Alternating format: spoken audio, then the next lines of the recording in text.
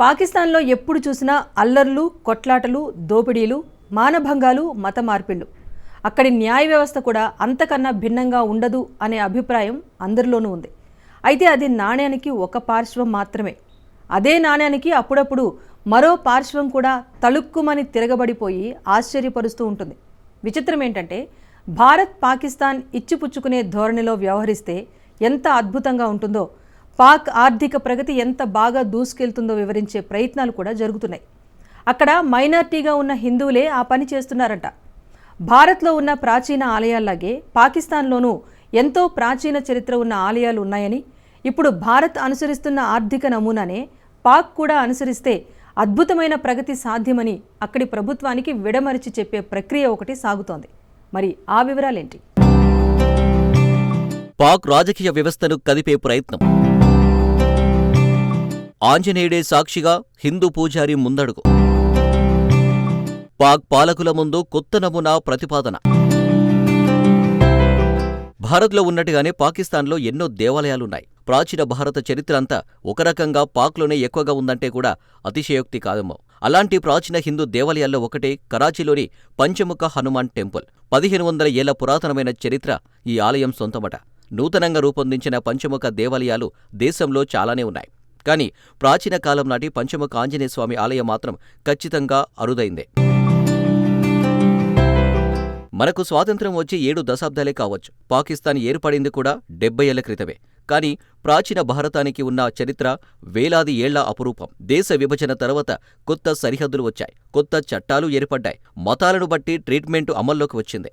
ఈ క్రమంలోనే భారత్లో అయోధ్య లాంటి అతి పురాతన ఆలయాల్లాగే పాక్లోనూ కరాచీ హనుమాన్ మందిర్ లాంటి వివాదాలు కొనసాగుతున్నాయి. భారత్లో తెచ్చిపెట్టుకున్న సెక్యులరిజం అమలవుతుండగా పాక్లో మతరాజ్యమే పాలిస్తుంది. ఈ క్రమంలో కరాచీలోని పంచముఖ హనుమాన్ ఆలయం వివాదం కూడా నలుగుతూ వచ్చింది.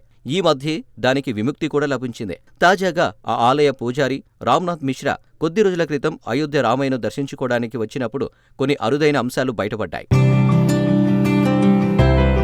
పంచముఖి హనుమాన్ టెంపుల్ ఆధ్వర్యంలో 25,000 చదరపు అడుగుల స్థలం ఉండేది.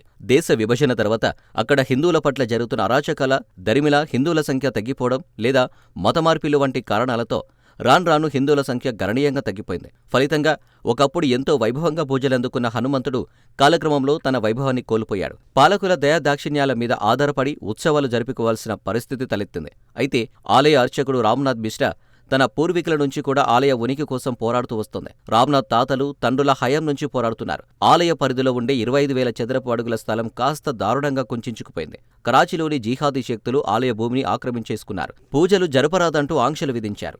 భక్తులు కూడా బెదిరింపులకు దిగారు. అయినా స్వామిని దర్శించుకునేందుకు వచ్చిన వారి మీద దాడులకు దిగారు. ఇలాంటి పరిస్థితుల్లోనూ రామ్నాథ్ మిశ్రా కుటుంబం మాత్రం ఆలయ భూముల కోసం కోర్టుల చుట్టూ తిరుగుతూ ఎట్టకేలకు విజయం సాధించింది.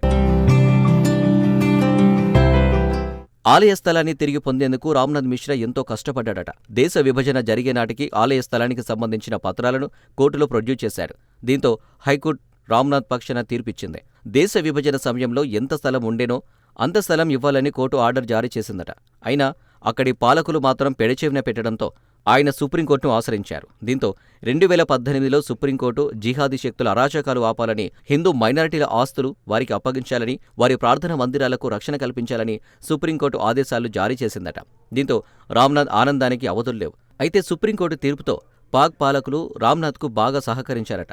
సుప్రీంకోర్టు తీర్పును అక్కడి అధికారులు చాలా వేగంగా అమలు చేసి చూపారని, అది తనకెంతో ఆనందాన్ని ఇస్తుందంటున్నారు రామ్నాథ్ ఇటీవల అయోధ్యకు వచ్చిన సందర్భంగా తన మనోభావాలు చెప్పుకోవడం విశేషం.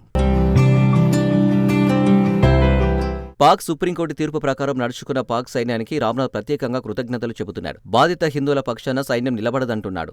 అంతేకాదు, పాకిస్తాన్లోని అన్ని హిందూ మందిరాలను యథాతథంగా హిందువులకు అప్పగించాలని, మైనారిటీల పూజా స్థలాలను ప్రభుత్వాలు కాపాడాలని, వాటిని హిందూ భక్తులకు హ్యాండ్ ఓవర్ చేయాలని గట్టిగా ఆదేశించిందట సుప్రీంకోర్టు. ఇలా సుప్రీంకోర్టు ఇచ్చిన తీర్పు స్ఫూర్తితో ఆ ఆలయాన్ని భవ్యమైన ఆలయంగా అభివృద్ధి చేయాలని, అందుకు పాక్ సర్కార్ సహకరించాలని రామ్నాథ్ అప్పీల్ చేస్తున్నాడు. కరాచీలోని హనుమాన్ మందిరం అచ్చంగా అయోధ్యలోని రామాలయం లాగే ప్రపంచంలోనే గొప్ప పర్యాటక స్థలం అవుతుందని, ప్రభుత్వాన్ని అందుకే ఆదాయం సమకూరుస్తుందని పాక్ పాలకులకు ఓ ప్రపోజల్ పెట్టాడట.